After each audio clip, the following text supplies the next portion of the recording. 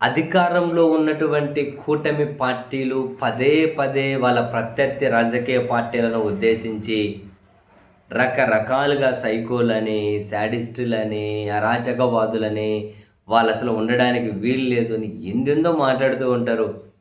కానీ కాలం ఎంత వేగంగా తిరిగి సమాధానం చెబుతూ ఉంది అంటే, వాళ్ళు ఏవేవైతే పదాలు వాడుతూ ఉంటారో, చివరికి అటువంటి వాటికన్నిటికీ అర్హత ఉండే విధంగా ఆ కూటమి పార్టీలకు సంబంధించినటువంటి నేతల పిల్లలే వరుసపెట్టి అటువంటి ఏమంటారు సంఘటనలకు బాధ్యులుగా నిలుస్తూ ఉన్నారు. ఒక ఎమ్మెల్యే ఏమో పెళ్లి చేసుకుంటానని చెప్పి ఒక అమ్మాయిని దారుణంగా మోసం చేసి అబార్షన్ చేయించి అసలు ఇంకా దారుణం లేదు. ఇంకొకడేమో ఏమంటారు అమ్మాయి మెల్లలో చైన్లు తీసేసుకొని అమ్మాయి దగ్గర డబ్బులు తీసేసుకొని అసలు ఏందిలే.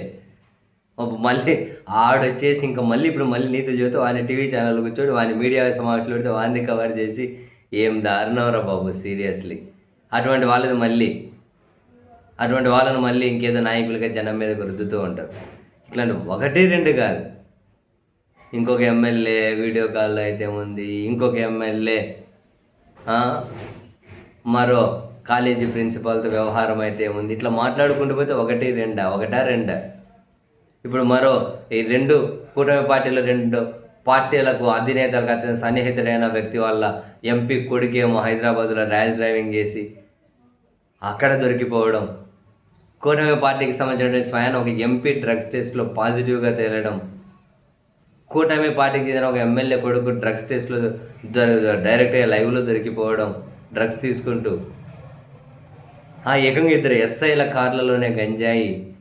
ఓరే నీ పాసుగుల వీటన్నిటిని ఏం చేయాలి? ఇప్పుడు ఎవరి అకౌంట్లో వేయాలి?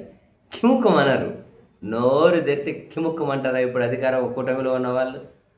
ఏది గంజాయి, ఎవరు శాడిస్టులు, ఏది సైకోయిజం, ఏది శాడిజం? ఇట్లా మాట్లాడుకుంటూ పోతే ఒకటి రెండు కాదు. నాకు తెలిసి ఒక్కో పేజీకి ఒక్కో సంఘటన వివరించుకుంటూ పోతే ఒక బుక్ రాయొచ్చు, సీరియస్లీ రాయొచ్చు.